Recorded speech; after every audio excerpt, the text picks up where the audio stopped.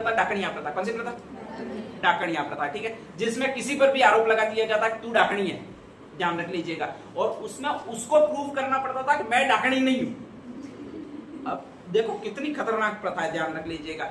और दूसरे जो लोग होते थे वो चौराहे पर उसको ले जाकर पत्थर वगैरह मारते थे और ऐसे ऐसे उसके लिए ऑप्शन बनाते थे कि तू अगर डाकणी नहीं है दौड़ में हाथ डाल बिल में, सांप होगा नहीं, अगर तू डाकणी नहीं होगी तो नहीं डसेगा, और अगर डाकणी होगी डस जाएगा। अब बेचारा सांप अंदर आराम से पड़ा हुआ है, सोया हुआ है, ठीक है, और तुम उसको जबरदस्ती कहो कि मैं डाकणी नहीं हूं, ले देखिए मेरे हाथ, तो वो डसेगा ही डसेगा, भले ही डाकणी नहीं होगी तो भी डसेगा। तो ऐसी ऐसी आपके प्रथाएं की जाती थी और उसमें हर महिला की लगभग, सांप के बिल में हाथ डालोगे तो 100% सांप डसेगा इसे, ठीक है, आप डालोगे तो भी डसेगा। मैं जानता हूं आप डाकणी नहीं हो फिर भी आपको डसेगा, ध्यान रख लीजिएगा।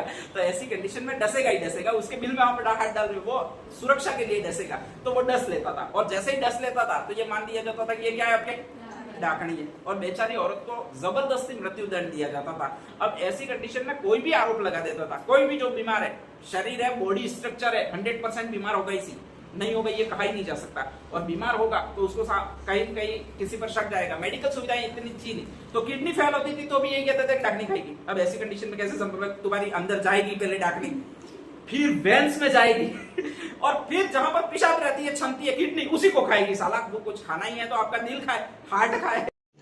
रुको जरा, सबर करो, बोला धक्का बुक्की नहीं करने का, आराम से लेने का।